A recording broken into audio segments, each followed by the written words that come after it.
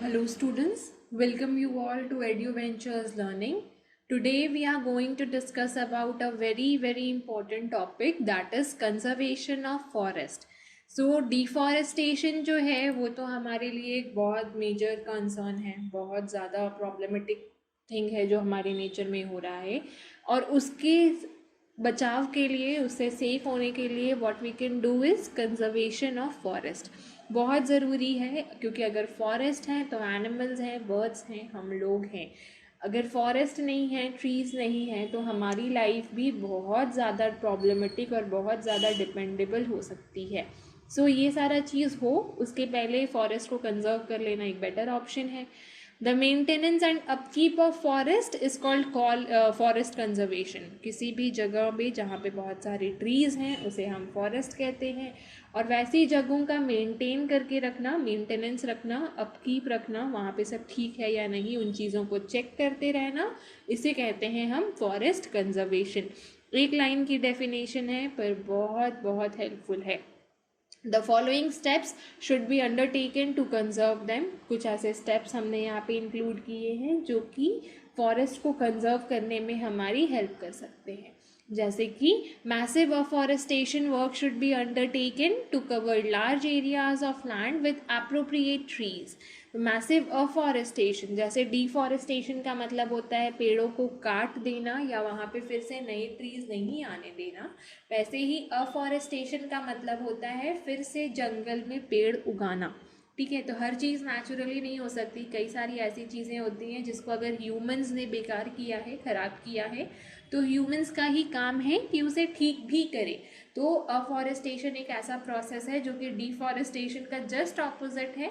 इसका मतलब होता है जंगल्स में जाके, फॉरेस्ट में जाके ट्रीज़ को प्लांट करना।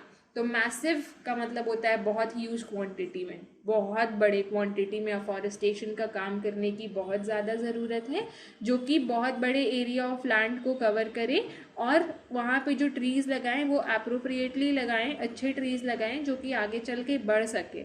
ऐसे ट्रीज़ नहीं कि अगर 2 दिन बारिश नहीं हुई तो शायद वो ट्री मर जाए।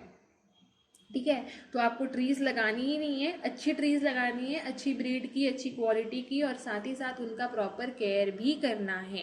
जैसा कि आप इस पिक्चर में देख सकते हो, यहाँ पे वही प्रैक्टिस हो रही है। बहुत सारे लोग आए हुए हैं जो कि प्लांट कर रहे हैं, न्यू ट्रीज़ लगा रहे हैं, और ये आज छोटे छोटे ट्रीज़ हैं, पर जब बड़े हो जाएंगे तो ये हमें वो सारी फैसिलिटीज़ प्रोवाइड करेंगे जो हमारे लाइफ को एक बेटर एक्सपीरियंस देगी। Number two is felling of trees in the forest should be banned। जितने भी फॉरेस्ट ऑलरेडी हैं वहाँ पे पेड़ों का काटना बंद करवाना चाहिए। Every piece of barren land should be planted with trees. ऐसा कोई भी ज़मीन का टुकड़ा जो बैरन पड़ा हुआ है, बंजर पड़ा हुआ है, वहाँ पे अच्छे खासे क्वांटिटीज़ में ट्रीज प्लांट होनी चाहिए। weeds, damaged trees, crowded trees, diseased trees should be removed। जितने भी अनवांटेड ट्रीज हैं, वीड्स का मतलब होता है छोटे छोटे घास फूस आ जाते हैं जो कि अनवांटेड होते हैं, क्योंकि काम के नहीं होते हैं, बस सॉइल का न्यूट्रिशन बर्बाद करते हैं वो लोग।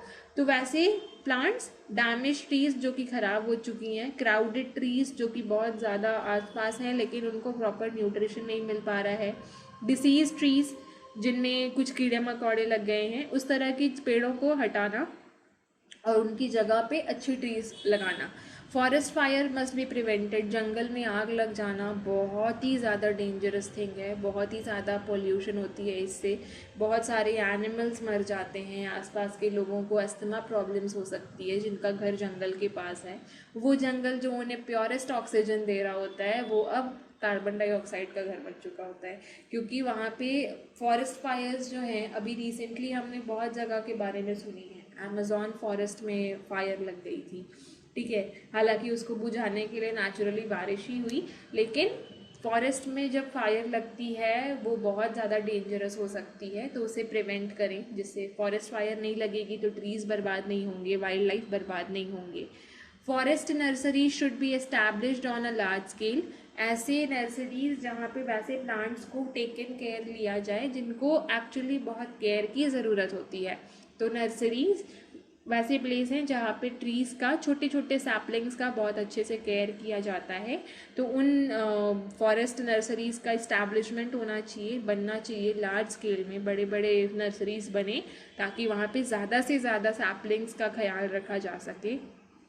As you can see in the picture, ये एक फॉरेस्ट सैपलिंग्स हैं जिनको ले जाकर आप कहीं पे भी प्लांट करोगे तो वो इन फ्यूचर एक बड़ा ट्री बन के आपको अच्छी ऑक्सीजन और अच्छा इन्वायरमेंट देगा। Steps for the conservation of forest, तो ये तो था कि हम लोग क्या कर सकते हैं फॉरेस्ट को बचाने के लिए।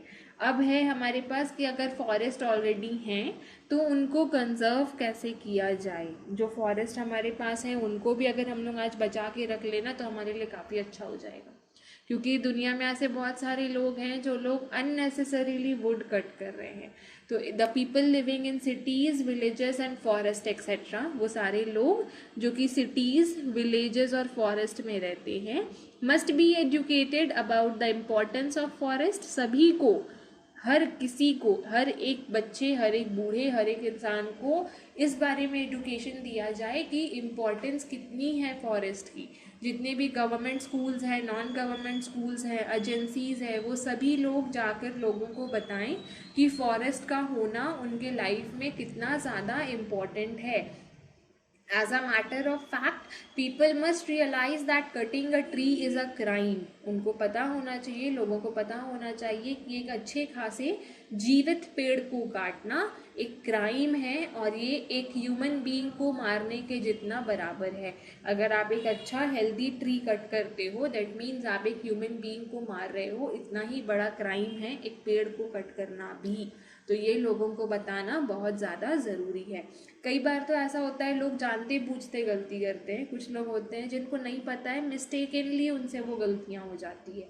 तो अगर मिस्टेकनली हो रही है तो उन्हें ठीक करना हमारा काम है, और अगर उन लोगों का काम है जो एक्चुअली उनको एक प्रॉपर नॉलेज दे सकते हैं। जैसे अभी मैं आपको बता रही हूँ, आप किसी और को बताओगे, वो किसी और को बताएंगे, तो इसी तरह से कोई भी गुड न्यूज़ जो है या कुछ अच्छी चीज़ें जो है जो हमें अपने लाइफ में कंटिन्यू करनी चाहिए वो स्प्रेड आउट होती हैं। The forest department must be highly organised. Forest department जो है हमारे कंट्री के, वो बहुत ज़्यादा हाईली ऑर्गेनाइज्ड होने चाहिए। थोड़ा सा भी गड़बड़ हो तो उनको तुरंत पता चल जाए। They should see that no illegal felling of trees takes place and the criminals must be brought to justice. और जितने उनको एकदम प्रॉपरली ऑर्गेनाइज्ड होने चाहिए, साथ ही साथ उनको ये पूरा ख्याल रखना चाहिए कि किसी भी जंगल में इलीगल तरीके से पेड़ों को ना काटा जाए, और अगर काटा जा रहा है तो जो क्रिमिनल्स हैं उनको पनिशमेंट मिले, ब्रॉट टू जस्टिस। आप यहाँ पे इस पिक्चर में देख सकते हो, ये हो सकता है एक बैरन लैंड हुआ करता होगा या फिर एक अच्छा खासा फॉरेस्ट हुआ करता होगा, लेकिन अभी का जो कंडीशंस है उससे यही पता चल रहा है कि लोगों ने यहाँ पे अपने यूज़ के लिए लकड़ियाँ काट काट के इस ज़मीन को या फिर इस जंगल को बिल्कुल बर्बाद कर दिया है। As we need wood for various purposes, we cannot altogether stop cutting the trees. क्योंकि हम लोगों को बहुत सारी ऐसी चीज़ें हैं जिसके लिए वुड की ज़रूरत पड़ती है, जैसे कि फर्नीचर्स के लिए, मेडिसिन्स के लिए, पेपर बनाने के लिए, रबर बनाने के लिए। तो हम लोग सडन में एकदम ऐसे पेड़ों का काटना तो बंद नहीं कर सकते हैं। तो forest department must earmark the trees in a given forest so that the only dead और very old trees are cut. तो जो फॉरेस्ट डिपार्टमेंट है वो ये काम कर सकता है कि वो पेड़ों पे निशान बना दे कि कोई अगर ऐसा ट्री है जो बहुत पुराना हो गया है, या फिर कोई ऐसा ट्री है जो मर चुका है, जिसमें अच्छी से लीफ वगैरह नहीं आ रही है, उस तरह के ट्रीज को काटने के लिए या यूज़ में लेने के लिए वो लोग अवेलेबल कर दें। ठीक है। और बाकी जितने भी न्यू ग्रोइंग प्लांट हैं या अच्छे प्लांट्स हैं जिनकी फ्यूचर में स्कोप्स अच्छी है, उनको रहने दें। तो इन शॉर्ट वैसे प्लांट्स जो डेड हो चुके हैं उनको काटना अलाउड कर दें ताकि वो हमारे यूज़ में आ जाए। Furthermore, for cutting each tree, 2 or more tree saplings should be planted so that in 10 years or more they grow into fully grown trees. और साथ ही साथ ये रूल बना दिया जाए कि अगर आप एक ट्री काट रहे हो, एक फुल्ली ग्रोन ट्री काट रहे हो जो कि एक्चुअली बर्बाद हो चुकी थी, तो उसके हिसाब में, उसके बदले में 2 या 2 से ज़्यादा सैपलिंग, छोटे छोटे प्लांट्स लगा दें, ताकि आने वाले 10 या उससे ज़्यादा साल में वो प्लांट, वो सैपलिंग जो है एक फुल्ली ग्रोन ट्री हो जाए और इक्वली आपको उतना ही फिर से एनवायरनमेंट में अवेलेबल थिंग्स मिले। So this was a part जो कि एक फॉरेस्ट डिपार्टमेंट फुलफिल कर सकता है। The next is, as the forest provide grass for the domestic animals. Forest में बहुत सारे डोमेस्टिक एनिमल्स, आप लोग अगर कभी विलेज एरियाज में गए हो तो आपने देखा होगा जो चरवाहे एंड ऑल होते हैं वो अपने डोमेस्टिक एनिमल्स को, गाय बैल बकरी को ऐसे ही जंगल्स में छोड़ देते हैं चरने के लिए, खाना खाने के लिए। People living around the forest let their animals in it for grazing. तो जो आसपास, जंगल के आसपास रहने वाले लोग हैं वो अपने डोमेस्टिक एनिमल्स को ऐसे ही फॉरेस्ट में छोड़ देते हैं चरने के लिए, आई मीन घास वगैरह खाने के लिए, जो कि नहीं होना चाहिए। This should be stopped. It is because the grazing animals, specially the goats and the sheep, uproot the grass. क्योंकि नॉर्मली क्या होता है, जब ग्रेजिंग करते हैं एनिमल्स तो शीप और गोट जो है वो डायरेक्टली जड़ से निकाल करके ग्रास को खा जाती हैं, जिसकी वजह से सॉइल इरोजन बहुत ज़्यादा हो सकता है। This is the picture showing soil erosion. हो सकता है कि यहाँ पे आसपास में कभी घास वास हुआ करती होगी, लेकिन क्योंकि वहाँ के आसपास के एनिमल्स ने उनको रूट से ही निकाल के खा लिया, तो सॉइल जो है वो बाइंडेड नहीं रह पाई, बाउंड नहीं रह पाई और इरोजन हो गया। In summer the grass in the forest is very dry. Summers में क्या होता है, जो ग्रास होते हैं, जैसा कि आप इस पिक्चर में देख सकते हो, वो बहुत ड्राई हो जाते हैं, एकदम सूखे हो जाते हैं, जिसकी वजह से वहाँ पे आग लगने की एक छोटी सी स्पार्क भी होगी, वो पूरे जंगल को जला सकती है।